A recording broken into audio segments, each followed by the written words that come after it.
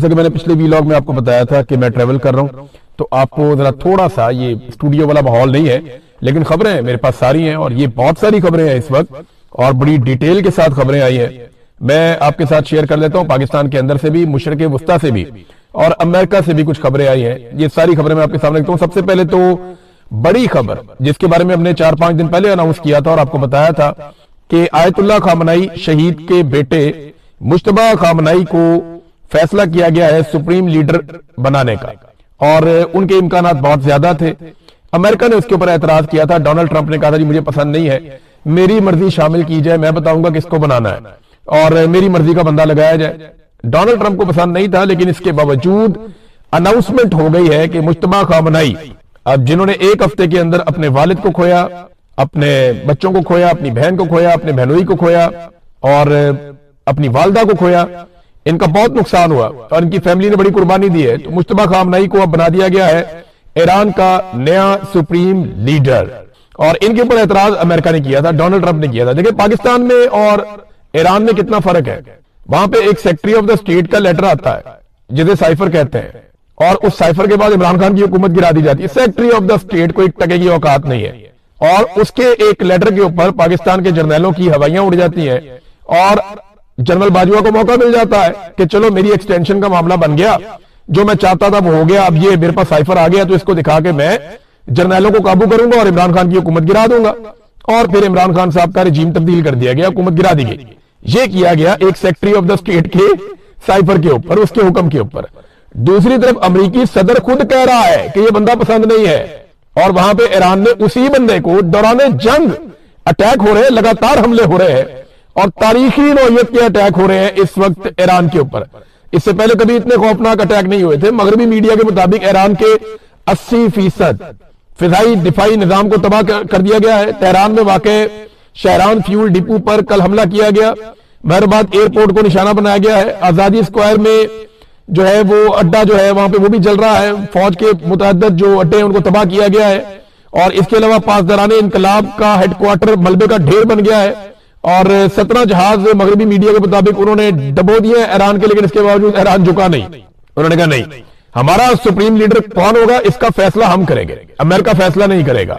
تو پاکستان میں تو امپورٹڈ حکومت آ گئی تھی نا، اور تب سے لے کر اب تک ہمارے پاس ایک اردلی وزیر اعظم ہے جو جہاں پہ جوتا دیکھتا ہے، قیمتی جوتا دیکھتے ہی پالش شروع کر دیتے ہیں۔ جوتا اچھا اور قیمتی ہونا چاہیے، یا کسی بڑے طاقتور آدمی کے پاؤں میں ہونا چاہیے، وہیں پہ پالش شروع، اور انٹرنیشنلی شہباز شریف صاحب کو شو شائن بوائے کا خطاب دیا جاتا ہے، اور ایک دفعہ نہیں بار بار دیا جاتا ہے۔ بہرحال ایران کی عوام نے خوشائن قرار دیا ہے اور انہوں نے پوری سپورٹ دی ہے۔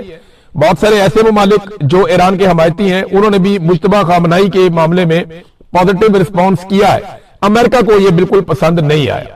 ناظرین اب تیل کی قیمتوں پہ آ جائیں۔ عالمی منڈی میں $100 سے کراس کر گئی ہیں۔ جب میں یہ ویڈیو ریکارڈ کر رہا ہوں تو اس وقت $104 فی بیرل عالمی منڈی میں تیل کی قیمت ہے۔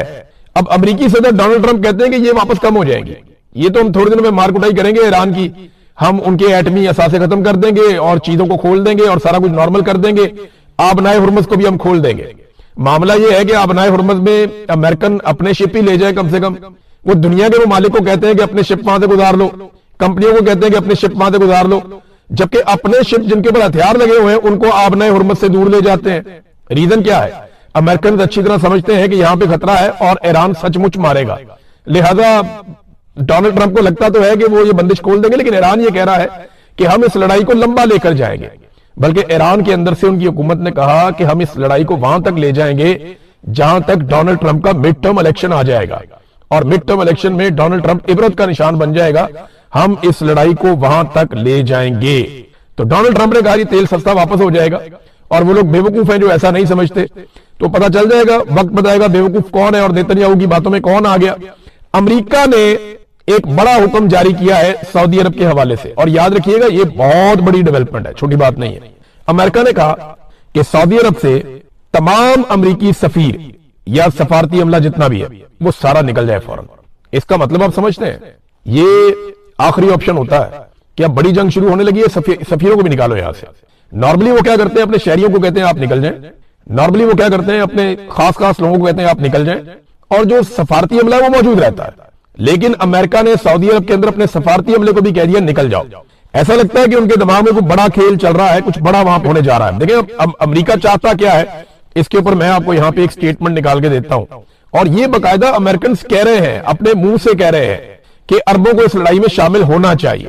امریکہ اکیلا ایران سے نہیں لڑ سکتا, یہ امریکی حکمران کہہ رہے ہیں. اور یہاں پہ جو سٹیٹمنٹ ہے میرے پاس, یہ سٹیٹمنٹ سینیٹر لنڈسے گراہم نے دیا, جو ڈونلڈ ٹرمپ کے بہت قریبی ساتھی ہیں. وہ یہ کہتے ہیں کہ امریکہ اکیلا ایران سے نہیں لڑ سکتا, امریکی اتحادی عرب ملکوں پہ بھی لڑنا پڑے گا. میں عرب دوستوں کو کہتا ہوں کہ امریکہ نے ایران کو مارا ہے اور ایران نے عرب ملکوں کو مارا ہے. کیا عرب ملکوں نے بھی ایران کو مارا ہے؟ نہیں. تو اب یہ کام کرنا ہوگا, ورنہ امریکی اتحادی معاہدے آپ کو نہیں ملیں گے. اب امریکہ یہ چاہتا ہے کہ عرب ممالک اس لڑائی میں اتریں. عرب ملکوں نے آخری لڑائی کب لڑی تھی آپ کو یاد ہے؟ 1967 میں انہوں نے آخری لڑائی لڑی تھی اکیلے اسرائیل سے, اور اس لڑائی میں اسرائیل یہ کلیم کرتا ہے کہ وہ جنگ جیت گیا تھا, بڑی بہادری سے انہوں نے لڑی تھی. دیکھیں نا, اسرائیل جیت ہی گیا تھا نا, تبھی تو آج تک فلسطین آزاد نہیں ہو سکا. اگر تو عرب لڑائی جیت جاتے تو آج فلسطین ایک ریاست ہوتا, فلسطین ایک الگ ملک ہوتا. تو عرب ممالک اکٹھے بھی اسرائیل سے اس وقت نہیں جیت سکے تھے, تو ان کی جنگی قابلیت کا تو آپ کو اندازہ ہے. اب جب یہ عرب خود نہیں لڑیں گے تو لڑائیں گے کس کو؟ یہ پاکستان کو لڑائیں گے. پاکستان کی فوج جو ہے وہ ایک پروفیشنل لڑاکا فوج ہے, اور اس کو لڑانے کے لیے منہ میں پانی آ جاتا ہے جس کو بھی لڑائی لڑنی ہوتی ہے. اور پاکستان کے فیلڈ مارشل کو طلب بھی کیا گیا تھا کہ جناب ادھر آئیں, حاضری دیں, آپ کو بہت پیسہ دیا ہوا ہے, آپ کے پاس بڑے وسائل ہیں. ایک فوج اور بھی بنائی گئی تھی, اسلامک فورس, جس کے 54 اسلامی ملک, 52 اسلامی ملک تھے, ان کی ایک بہت بڑی فورس بنائی گئی تھی, اسلامی فورس تھی. اس نے فلسطینیوں کو تو کبھی آزاد کروایا نہیں, اس نے کشمیریوں کو بھی کبھی آزاد نہیں کروایا, اس نے لبنان کے اوپر اور غزہ کے اوپر بمباری کو کبھی نہیں رکوایا. لیکن وہ فورس اب کدھر ہے؟ راحیل شریف صاحب اس کے ہیڈ بنائے گئے تھے, فورس کدھر ہے؟ کہاں ہیں وہ سارے فوجی؟ اور اب پاکستان کے بارے میں یہ دعوے کیے جا رہے ہیں کہ خبریں آ رہی ہیں, ابھی اس میں کنفرمیشن نہیں ہے, کہ پاکستان 1 لاکھ ٹروپس بھجوا سکتا ہے عرب ممالک کی حفاظت کے لیے, خاص طور پہ سعودی عرب کی حفاظت کے لیے. تو یہ ایک بہت بڑا سودا ہوگا سعودی عرب اور پاکستان کے بیچ میں, کیونکہ یہ کہا گیا کہ سعودی عرب پر حملہ, پاکستان پر حملہ. لیکن سوال یہ ہے کہ کیا پاکستان پر حملہ بھی سعودی عرب پر حملہ سمجھا جائے گا؟ کیا اگر کبھی پاکستان کی بھارت سے لڑائی ہوتی ہے تو سعودی عرب اپنا تیل, اپنے وسائل, اپنے ذخائر, اپنا پیسہ اس لڑائی کے اندر جھونک دے گا؟ جیسا کہ پاکستان سے یہ توقع کی جا رہی ہے کہ پاکستان ایسا کرے. میرا یہاں پہ ایک سوال ہے کہ OIC کہاں گئی؟ دیکھیں نا, وہ ایک تنظیم تھی جو مسلمانوں کو جہاں پہ بھی دنیا میں تکلیف ہوتی ہے تو وہ آ جاتی تھی تنظیم, اور آ کر بیٹھتی تھی, کہتے تھے ہم بات کریں گے. کشمیریوں کے معاملے پہ OIC, فلسطینیوں کے معاملے پہ OIC. اب جب اصل معاملہ ہوا ہے, اسرائیل نے ایران کے اوپر اٹیک کیا, 167 بچیاں قتل کر دیں, OIC غائب ہے. آپ کو OIC دکھائی نہیں دے رہی. تو OIC کا نہ ہونا بھی ایک عجیب و غریب صورتحال پیدا کر رہا ہے. اچھا, ایک دعویٰ کیا گیا تھا کہ UAE نے, میں نے آپ کو پچھلے ویلاگ میں بتایا تھا کہ UAE نے اس کی تصدیق نہیں کی, لیکن اسرائیلی سورسز نے دعویٰ کیا تھا کہ UAE نے, یعنی متحدہ عرب امارات نے پہلا اٹیک کر دیا ایران کے اوپر. لیکن اب UAE کے سورسز سے اس کی تردید آ گئی کہ ہم نے ابھی تک ایران کے اوپر کوئی اٹیک نہیں کیا. میں آپ کو کیٹیگوریکلی یہ بتا دوں کہ عرب ممالک نے ایران کی جانب سے آنے والے میزائلوں کو روکا ہے, ان کی جانب سے آنے والے ڈرونز کو روکا ہے, لیکن انہوں نے ابھی تک ایران کے اندر کوئی ڈرون یا میزائل اپنی طرف سے نہیں بھیجا. ہاں, یہ ضرور ہے کہ ان کی سرزمین سے بے شمار ہتھیار وہاں پہ گئے ہیں, ان کی سرزمین سے جہاز بھی اڑ کے گئے حملہ کرنے کے لیے, ان کی فضائی حدود بھی استعمال ہوئی, ان کی زمین بھی استعمال ہوئی, ان کا جو ہے سمندری رستہ بھی استعمال ہوا, اور اس کی ریٹیلیشن میں ایران نے واپس انہی رستوں پہ, انہی جگہوں پہ اٹیک کیا, اور اسی اٹیک سے اب ایک نئی کہانی جنم لے چکی ہے.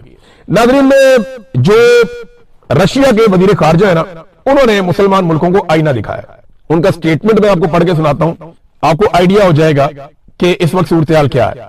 دیکھیں, اور روس کیا سوچ رہا ہے, اس میں آپ کو ساری خبر مل جائے گی. اور اب یہ عرب ممالک کرنے کیا جا رہے ہیں, یاد رکھیے گا, یہ لڑائی اب لمبی چلنی ہے, اور اس لڑائی میں باقی ملک بھی نکل آئیں گے. جو تجزیہ کار ہیں وہ یہ کہتے ہیں اس لڑائی میں لاکھوں لوگ مارے جا سکتے ہیں, اور اس لڑائی کے اندر خلیجی ممالک بہت بری طرح تباہ ہو جائیں گے, اور ان کی ترقی, جو پیسہ سارا فلو جا رہا تھا خلیجی ممالک کی طرف, وہ واپس یورپ کی طرف جانا شروع ہو جائے گا. مغربی ممالک ترقی کریں گے, خلیجی ممالک لڑیں گے, اور وہاں پہ حالات خراب ہو جائیں گے, وہ نیچے کی طرف جائیں گے, ان کی ڈکلائن ہوگا.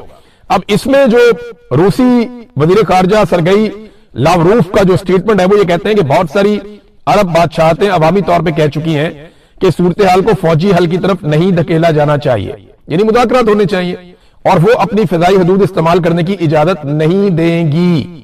لیکن جب سب کچھ شروع ہوا تو امریکہ اور اسرائیل کو بار بار کال کرنے کے باوجود کیا آپ نے امریکہ اور اسرائیل کے اقدامات کی مذمت کی؟ یعنی آپ نے کہا کہ آپ کی فضائی حدود استعمال نہیں ہوں گی اور نہیں استعمال آپ کرنے دیں گے، لیکن جب آپ کی فضائی حدود کو امریکہ نے اور اسرائیل نے استعمال کیا تو کیا آپ نے ایک مرتبہ بھی اسرائیل کی اور امریکہ کی مذمت کی؟ یہ رشیا نے سوال اٹھایا۔ دوسرا انہوں نے کہا کہ کیا آپ نے اسکول پر بمباری کر کے 170 معصوم بچیوں کو شہید کرنے کی مذمت کی؟ کسی عرب ملک نے اس کے اوپر کیا کوئی بات کی کھل کر؟ انہوں نے کہا کہ مجھے یہ معلوم ہو گیا ہے کہ آپ کے ممالک سیکیورٹی کونسل میں، اقوام متحدہ کی سیکیورٹی کونسل آپ کو پتا ہے، وہاں پہ ایک قرارداد پیش کرنے کا ارادہ رکھتے ہیں جس میں بالکل وہی زبان ہوگی جو آپ نے ابھی استعمال کی ہے، یعنی ایران کی جارحیت کی مذمت آپ کریں گے، لیکن امریکہ اور اسرائیل کے اقدامات کا ایک لفظ بھی نہیں ہوگا۔ یہ ہے وہ معاملہ۔ وہ کہتے ہیں امریکہ اور اسرائیل کی مذمت کیوں نہیں کرتے؟ وہ آپ کی فضائی حدود زبردستی استعمال کر رہے ہیں، آپ کی سمندری حدود زبردستی استعمال کر رہے ہیں، آپ کے علاقوں سے بم مار رہے ہیں ایران کو، آپ اس کی مذمت نہیں کر رہے۔ انہوں نے وہاں پہ قتل عام کر دیا ایران کے اندر، بندے زیادہ تو ایران کے اندر شہید ہو گئے، یعنی 1,500 بندہ شہادت کے قریب پہنچ گئے ہیں نمبر۔ وہاں پہ ریفائنریوں کو آگ لگ گئی ہے۔ جو تباہی اس وقت مڈل ایسٹ میں ہوئی یا اسرائیل میں ہوئی، وہ 10واں حصہ بھی نہیں ہے جو تباہی امریکہ نے اور اسرائیل نے ایران کے اندر پھیلا دی ہے، 10واں حصہ بھی نہیں ہے۔ انہوں نے بہت تباہی پھیلائی ہے۔ تو ایران کی پسلی ہے کہ وہ صبر سے نہ صرف مار کھا رہا ہے بلکہ وہ لگاتار ریٹیلیشن بھی کر رہا ہے، اور ایران نے وہ بندوبست کر لیا ہے کہ رستے کی ساری رکاوٹیں انہوں نے اب دور کر لی ہیں۔ اب جب ایران مارے گا تو زیادہ نقصان کرنے کی پوزیشن میں ہوگا، کیونکہ ایران نے بہت سارے ریڈار تباہ کر دیے ہیں۔ گزشتہ 24 گھنٹوں میں ایران کے دعوے کے مطابق انہوں نے خطے میں امریکہ کے 4 مزید ریڈار تباہ کر دیے ہیں، اور یہ third anti missile defence system کے جو ہے وہ ریڈار تھے۔ اور دیکھیں نا، جب آپ ریڈار کو ہٹا دیتے ہیں تو پھر جو آپ کا ایئر ڈیفنس سسٹم ہے وہ کمزور پڑ جاتا ہے، وہ ڈائریکشن لیس ہو جاتا ہے، اس کو پتہ نہیں چلتا کہ اب کیا کرنا ہے۔ یہاں پہ ایک میزائل اڑتا ہے بحرین سے، اس کی ویڈیو ہے باقاعدہ، اور بحرین سے ہی اڑتا ہے اور بحرین میں گر جاتا ہے قریبی شہری علاقے میں۔ اب یہ میزائل یہاں سے اڑ کے یہیں پہ گر رہا ہے، اس کا مطلب ہے وہ ڈائریکشن لیس میزائل ہے اور وہ اپنے نشانے کی طرف نہیں گیا۔ ریزن کیا ہے کہ اس سے جڑے ہوئے جو ٹیکنیکل سارے اکوپمنٹ ہے وہ ایران نے بہت حد تک تباہ کیا ہے۔ تو ایران اور ٹارگٹ اچیو کر سکتا ہے، اسرائیل کے اندر بھی، خلیجی ممالک کے اندر بھی۔ امریکی اڈوں کو تو انہوں نے بہت بری طرح تباہ کیا ہے۔ تو روسی وزیر خارجہ نے کہا کہ آپ اب مذمت کرنے جا رہے ہیں ایران کی سلامتی کونسل میں، لیکن امریکہ اور اسرائیل کے اقدامات کا ایک لفظ بھی آپ کا نہیں ہوگا۔ ہم ایک متحدہ محاذ کی اپیل کرتے ہیں جس کا مقصد اس جنگ کا خاتمہ ہو۔ صرف یہ کہنا کہ ایران کو مؤثر جواب دینے کا حق نہیں ہے، اس کا مطلب یہ ہے کہ آپ امریکہ اور اسرائیل کو حوصلہ دے رہے ہیں، ان کی حوصلہ افزائی کر رہے ہیں، اور یہ منطق کے دلیل کے خلاف ہے۔ بڑے لمبے عرصے سے یہ وزیر خارجہ ہے، اور ان کا سٹیٹمنٹ جو ہے وہ سب کے لیے سوچنے کی بات ہے کہ وہ مسلمان ملک بھی نہیں ہے، لیکن انہوں نے جو سٹیٹمنٹ دیا وہ اور طرح کا ہے، اور وہ صورتحال کو بھانپ گئے ہیں کہ ہونے کیا جا رہا ہے۔ دیکھیں نا، امریکہ نے جب یہ لڑائی شروع کی تو امریکہ یہ کہتا تھا ہم تو ایرانی عوام کے لیے لڑ رہے ہیں، ایرانی عوام کو آزادی دلائیں گے، اور اب ایران میں پوری طرح تباہی ہو رہی ہے اور ایرانی عوام کا قتل عام ہو رہا ہے۔ یہ لڑائی کسی اور نقطے سے شروع ہو کر کسی اور نقطے پہ پہنچ گئی ہے۔ اگر ایران کی چین آف کمانڈ ختم ہو جاتی ہے تو میری بات آپ لکھ کر رکھ لیں، بہت تباہی ہوگی۔ ہر حال میں ایران کو اپنی چین آف کمانڈ وہ برقرار رکھنی پڑے گی، کیونکہ اس کے بغیر گزارا نہیں ہے، اور جب تک وہ آپس میں کوارڈینیشن میں رہیں گے تب تک وہ مقابلہ کر سکتے ہیں۔ ناظرین، بھارت ایکسپوز ہوا ہے بہت بری طرح، اور یہ خبر میں آپ کو دیتا ہوں کیسے۔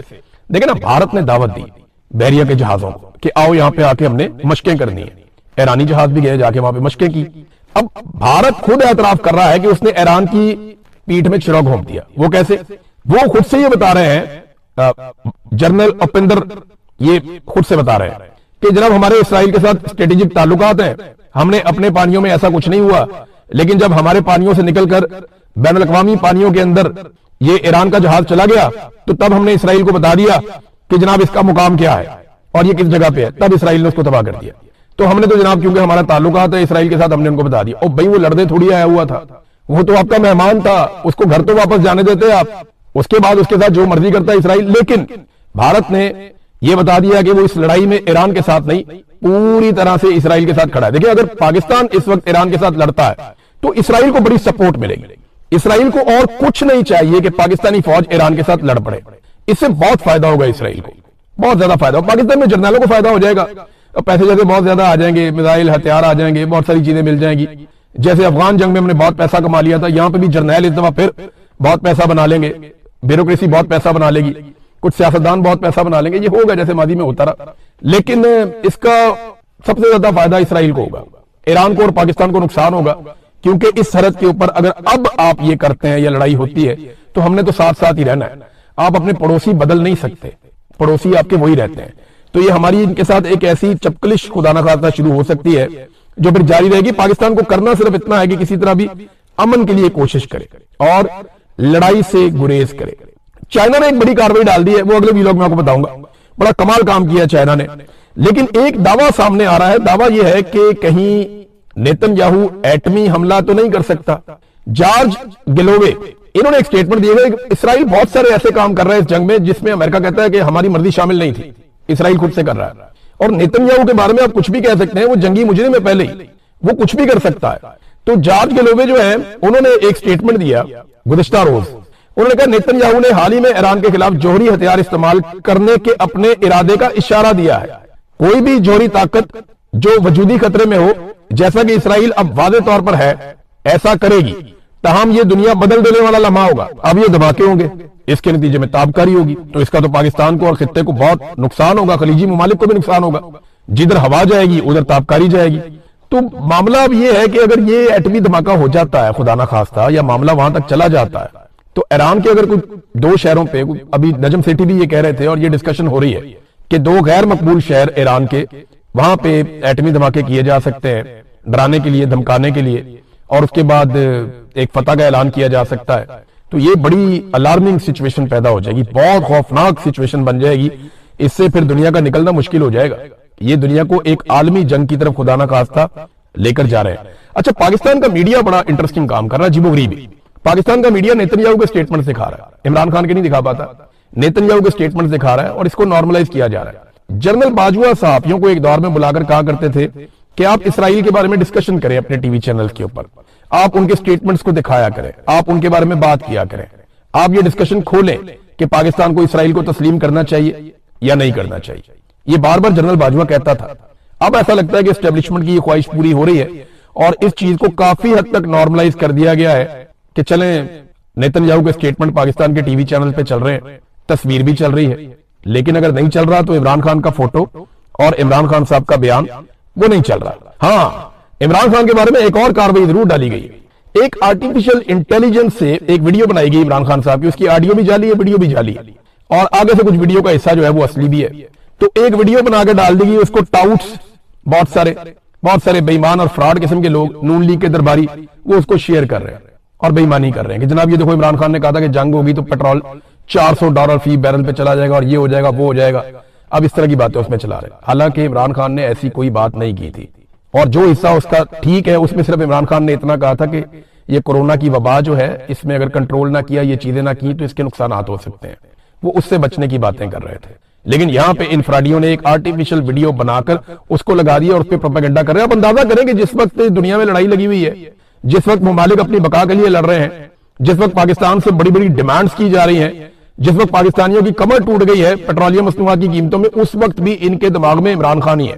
یہ آج بھی اس کی آرٹیفیشل انٹیلیجنس کے ذریعے سے ویڈیوز بنا کر لگانے میں مصروف ہیں. اور جن ملکوں میں جنگ لگی ہوئی ہے نا, انہوں نے پیٹرول اتنا مہنگا نہیں کیا جتنا ہم نے کر دیا. اور جو لڑ رہے ہیں, جن کی جنگ لگی ہوئی ہے, جن کے فوجی مارے جا رہے ہیں, اور جن کے لوگ شہید ہو رہے ہیں, قتل ہو رہے ہیں, جاں بحق ہو رہے ہیں, اور جن کے ملکوں میں بم گر رہے ہیں, جن کی ریفائنریاں سڑ گئی ہیں, جن کا انفراسٹرکچر تباہ ہو گیا, انہوں نے پیٹرول کی قیمتیں اتنی نہیں بڑھائی جتنی ہم نے بڑھا لی. یعنی ان سے 4 5 گنا زیادہ ہم نے قیمتیں بڑھا لی پیٹرول کی. یہ پاکستان کی حکومت تو لگتا ہے جیب کتری ہے. یہ تو داؤ میں بیٹھے ہوئے تھے کہ جیسے ہی رش زیادہ ہوگا ہم جیب کاٹ لیں گے عوام کی, یا جیسے ہی وہ ماحول بنے گا ہم نے فوراً عوام کی جیب میں ڈاکہ ڈالنا ہے. یہ ڈکیتی مار کے ہی آئے تھے حکومت میں, اور ابھی تک ڈکیتیاں ہی مار رہے ہیں اور اپنی روش سے باز نہیں آ رہے. ناظرین, تل ابیب میں بہت بڑا بریک ڈاؤن ہو گیا بجلی کا, اور شاید کسی گرڈ کے اوپر اٹیک ہوا. اس کے بعد یہ پہلی دفعہ ہم نے دیکھا, ورنہ اسرائیل کے اندر ایسے بجلی بند نہیں ہوتی, لیکن بریک ڈاؤن ہو گیا اور لگاتار ایران اٹیک کر رہا ہے. اسرائیل میں پہلی مرتبہ اتنی تباہی ہوئی ہے جس کا کوئی تصور بھی نہیں کر سکتا تھا. ایک اور خبر ناظرین, یہ پاکستان کے اندر سے ہے, میں خبر آپ کو ضرور دینا چاہتا ہوں تاکہ آپ کو پتا چلے کہ یہ موجودہ رجیم نے کیسے کیسے نمونے اور بے شرم منافق اکٹھے کیے ہوئے ہیں. یہ دیکھیں, آپ کاروائی چیک کریں. آپ یہاں پہ چلو میں آپ کو ایک بندے کے بارے میں بتاتا ہوں. یہ ہے شاہد آفریدی. یہ جناب پاکستان کے قومی ہیرو ہیں, کرکٹ کھیلتے رہے پاکستان کی طرف سے, اور جتنی دیر کرکٹ کھیلتے رہے دلی دھڑکتا رہا پوری قوم کا کہ پتہ نہیں اب اگلی بال پہ کیا ہوگا. تو اس میں جناب ان کا ایک کلپ بڑا وائرل ہوا، اس میں انہوں نے حامد میر کے بھائی کو مخاطب کرتے ہوئے کہا یہ کون ہے عامر میر، یہ کون ہے بندہ، اس کا کام کیا ہے، اس کی حیثیت کیا ہے، یہ کیوں کر رہا ہے پریس کانفرنس، یہ کیوں بتا رہا ہے چیزیں پی سی بی کے اندر۔ تو اس بندے کی منجی ٹھوک دی شاہد افریدی نے، ٹی وی کے اوپر بیٹھ گئے۔ اس بندے نے نا اس کے اپنے موبائل سے ایک سکرین شاٹ شیئر ہو گیا اور اس نے دکھایا کہ شاہد افریدی ابھی تو یہ کہہ رہا نا میں اس کو نہیں جانتا یہ کون ہے، تو شاہد افریدی نے اس کو کیا میسیجز کیے ذرا یہ دیکھیں آپ۔ شاہد افریدی نے اس کی ایک پریس کانفرنس کی تعریف کی تھی، جس سے کہہ رہے ہیں نا کہ یہ کون ہے پریس کانفرنس کرنے والا، کچھ عرصہ پہلے شاہد افریدی اسی کی پریس کانفرنس کی تعریف اسی کو میسج کر کے بھیج رہا ہے اور لکھا ویری گڈ پریس کانفرنس۔ اس کے جواب میں وہ لکھتا ہے تھینکس شاہد بھائی۔ پھر آگے سے جو گردن پہ چمی لینے والا ایک خبر ہے کہ عاصم منیر کی گردن پہ چمی لی تھی شاہد افریدی نے، اور یعنی وہ تو بس نہیں چلتا شاہد افریدی کا، لیکن شاہد افریدی نے وہ والی خبر کا لنک بھی بڑے فخر کے ساتھ عامر میر کو بھیجا کہ جناب یہ دیکھیں میرے تعلقات فیلڈ مارشل کے ساتھ کیسے تعلقات ہیں میرے، دیکھو۔ تو شاہد افریدی مجھے سمجھ آ گئی ایکچولی بیچارہ کہاں سے کھیلتا ہے، کون اس کو استعمال کرتا ہے، بیچارہ پڑھا لکھا بھی نہیں ہے، کرکٹ اس نے کھیلی ہے، کچھ بہت اچھی کھیلی ہے، کچھ بہت بری کھیلی ہے، قوم اس کو پسند کرتی تھی، لیکن عمران خان پہ حملے کیوں کرتا ہے اب مجھے سمجھ آ گئی ہے۔ اور میرے خیال میں پاکستانی قوم کو بھی سمجھ آ جانی چاہیے کہ منافقت اپنی جگہ پہ، لیکن یہ بندہ عمران خان پہ اٹیک کرتا ہے، بار بار اٹیک کرتا ہے، اور یہ اس کی مجبوری ہے، اس کو تعلق رکھنا ہے وہاں سے، اور وہ بڑا پراؤڈلی یہ بتاتا بھی ہے کہ میرا اس سے تعلق ہے، اور اس بندے کی کوئی زبان بھی نہیں ہے۔ ایک دن اس بندے کی تعریف کر رہا ہے، خود ہی اس کو میسج کر کے اگلے دن کہہ رہا ہے یہ کون ہے بندہ، اس کی کیا حیثیت ہے، یہ کون ہے، کس کیپیسٹی میں یہ کر رہا ہے۔ تو اس کا کوئی سچ کے ساتھ حق کے ساتھ لینا دینا نہیں ہے، فراڈیا قسم کا بندہ ہے میرے خیال میں۔ اس معاملے سے تو یہی لگتا ہے، میری یہ رائے ہے، غلط بھی ہو سکتی ہے، لیکن یہ معاملے کو دیکھ کے تو مجھے ایسا لگتا ہے کہ جناب یار خود ہی آپ کر رہے ہیں، خود ہی آپ، اور وہ باقاعدہ شیئر ہو گیا، اور میں نے یہ طارق مدین صاحب کے اور بہت سارے اور جرنلسٹ نے انہوں نے اس کو شیئر کیا، اور شیئر کر کے انہوں نے خبر دی، ان کی خبر کی بنیاد کے اوپر میں یہ خبر دے رہا ہوں، اور اس کے اوپر یہ تبصرہ کر رہا ہوں کہ جناب یہ کوئی کریکٹر نہیں شروع کیا۔ عمران خان کا کتنا بڑا کریکٹر ہے، اس کو گرانے کے لیے ایسے بونے اور اس طرح کے لفنٹر جو ہے نا وہ مارکیٹ میں